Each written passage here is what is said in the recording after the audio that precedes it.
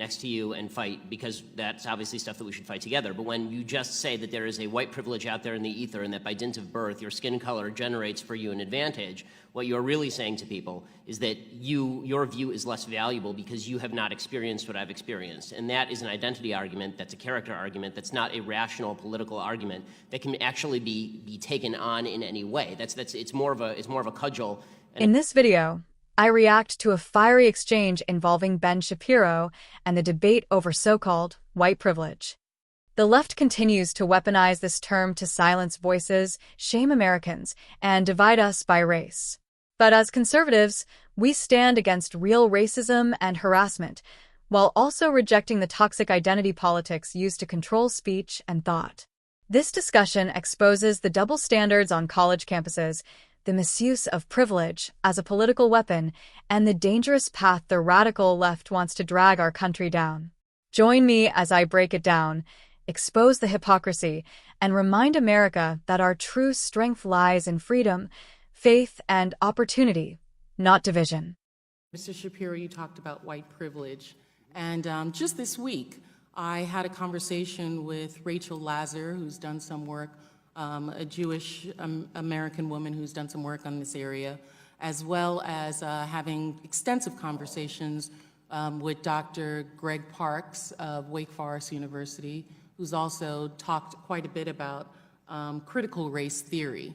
And it's my understanding that white privilege is not telling individuals that they cannot speak, but it is a term for societal privilege that individuals have as a benefit of their white skin.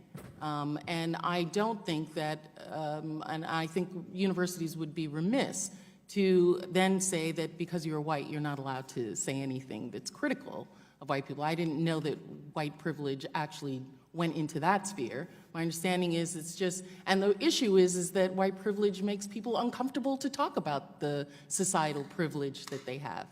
Well, to me, what I say on campuses all the time is if you want to cite instances of racism that we can all find and fight together, that's something that I am more than willing to stand next to you and fight, because that's obviously stuff that we should fight together. But when you just say that there is a white privilege out there in the ether and that by dint of birth your skin color generates for you an advantage, what you're really saying to people is that your view is less valuable because you have not experienced what I've experienced. And that is an identity argument, that's a character argument, that's not a rational political argument that can actually be taken on in any way. It's more of a cudgel and a club than it is an attempt to open a discussion. Well, I think it's a demonstrable evidence that through society's demographics that being white has societal privileges that being black does not. But we can talk about how that manifests, because that's I'm also interested in what you just said now, is that you would stand next to anyone who has this.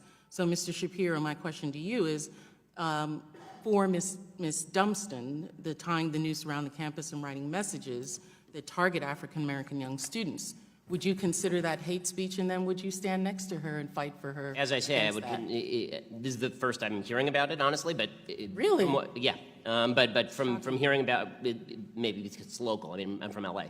But in any case, I'm more than happy to stand alongside her and fight whatever group was responsible for this. Not only more than happy. I mean, you're talking about the alt-right. Again, I was the #1 target of anti-Semitic harassment from the alt-right last year. So I'm more than happy to do all that. And I think there's one more distinction that has to be made. When we talk about cases like Taylor's, they're horrific, and the administration is siding with Taylor. Okay, the administration is doing the right thing by Taylor, or trying to do the right thing by Taylor, as they should be. And I think that we need to make a distinction between cases where the administration is actively participating in the suppression of speech and cases in which the administration is trying to do the right thing in order to punish people for application of crime. Radically love every single person within our communities to make sure that we are providing for them the basic rights as humans. That's what love is. And that's the godly thing to do. So if we want to talk about faith, we also have to remember that we can't pray our problems away. Exactly.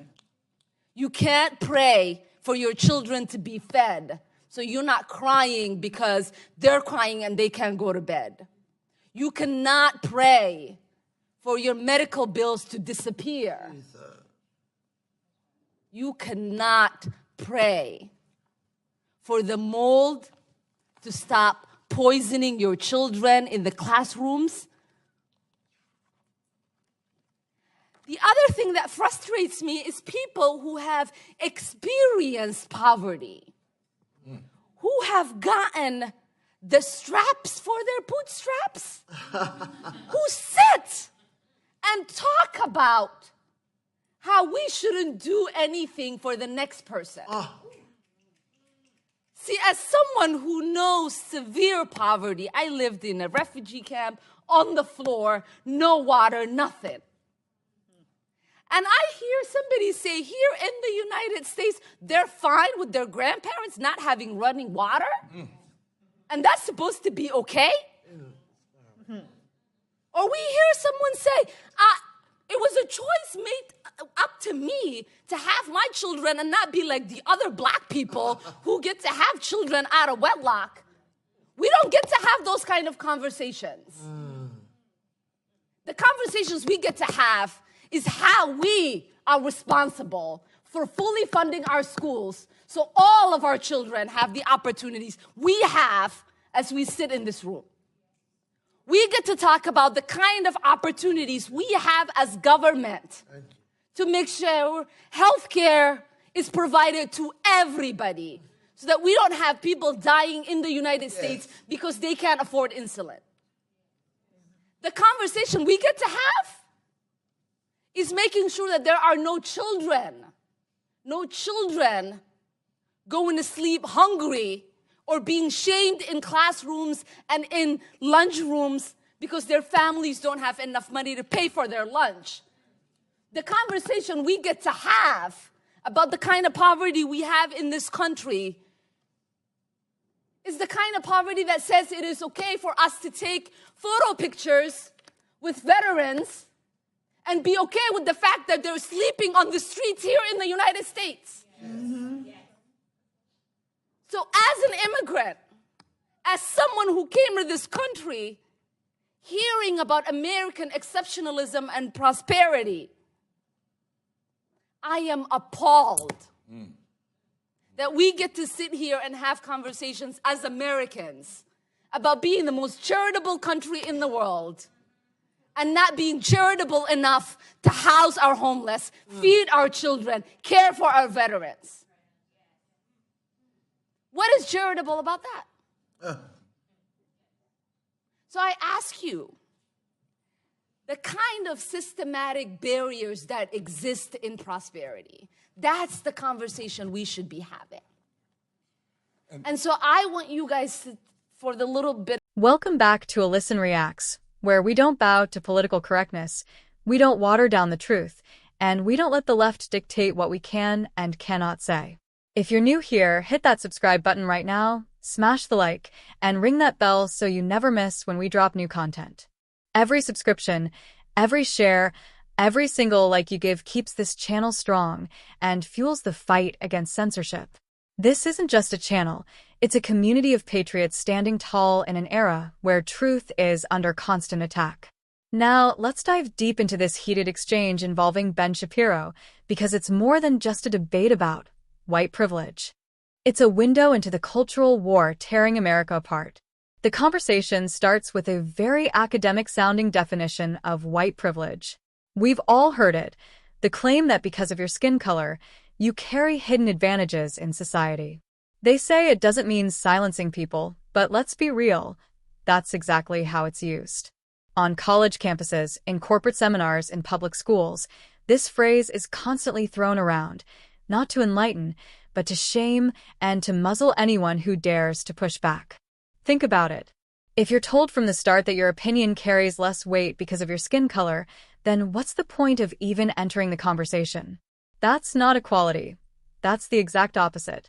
It's assigning value to people based not on their arguments, not on their character, but on their skin color. Isn't that what we're supposed to be moving away from? That's the insanity of identity politics. It divides instead of unites. It punishes instead of uplifts, and it teaches entire generations that their worth is predetermined at birth. Shapiro cut through the noise with a strong point. If you want to fight actual, tangible racism, then conservatives will be the first ones standing by your side. That's the truth the media doesn't want you to hear. Conservatives have never shied away from calling evil what it is. But when you turn white privilege into this abstract club that you swing over people's heads to end the conversation, that's not fighting racism. That's pushing ideology. Now, let's pause here, because this is where the left plays their clever game. They mix reality with ideology. Yes, racism exists. Yes, there are ugly, evil people who target others because of their race.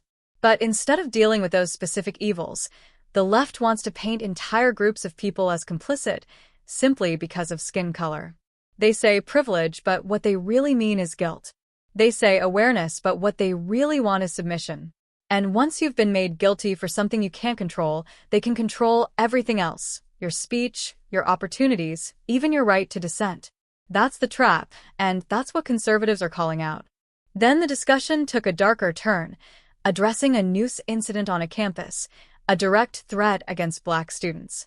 And this is where the left likes to play gotcha. They expect conservatives to shrug this off, but Shapiro didn't. He said it immediately. Of course he would stand against that. Of course he would call it out. That's harassment. That's hate. And it has no place in America. And here's the key. Conservatives don't just say that because it's politically convenient. We say it because it's morally right. Every human being deserves dignity and security. But here's the line we draw. There's a massive difference between a legitimate hate crime and someone saying something the left doesn't like. There's a difference between a criminal act and a political opinion. Universities today collapse those two categories on purpose. They'll punish a conservative student for quoting scripture, but they'll drag their feet on dealing with actual hate. That's the double standard we're living with, and it's one of the greatest threats to freedom in this country. Let's not forget, Shapiro himself was targeted viciously by the alt-right. The media likes to act as if the alt-right and conservatives are one and the same, but they couldn't be more wrong. Conservatives have been attacked from both sides, by the far left and the far right. And why? Because conservatives stand for principle. We stand for individual responsibility. We stand for faith, family, and freedom. And both extremes hate that message because it takes power out of their hands. This is why this conversation matters. It's not just about one debate on one campus. It's about the bigger picture of what America is becoming. If white privilege becomes the lens through which we view everything, then America will never heal, never unite, and never grow. We'll be stuck in an endless cycle of division, resentment, and hostility. That's exactly what the radical left wants. A divided people are easier to control. A guilty population is easier to manipulate. But here's the truth the left doesn't want you to hear. America is not a land of permanent privilege or permanent oppression. America is a land of opportunity. Yes, obstacles exist. Yes, life is unfair. But in this country, no matter your race, no matter your background, if you work hard, if you stay grounded in values, if you refuse to be defined by victimhood, you can rise. That is the promise of America. That is what generations before us fought and died for. And that is what we are at risk of losing if we don't push back against this destructive ideology. So what do? We keep speaking up. We don't let the left bully us into silence. We refuse to accept their false definitions of justice. We fight racism when it happens, yes, but we also fight lies, propaganda, and identity politics with equal force. Because if we don't, the next generation will grow up believing freedom is just another word for privilege, and that's the road to tyranny. If you agree, if you're tired of being told your voice doesn't matter, then you're not alone. This channel is proof that patriots are rising up everywhere. So join me, hit that subscribe button, share this video with a friend, and let's keep building this movement.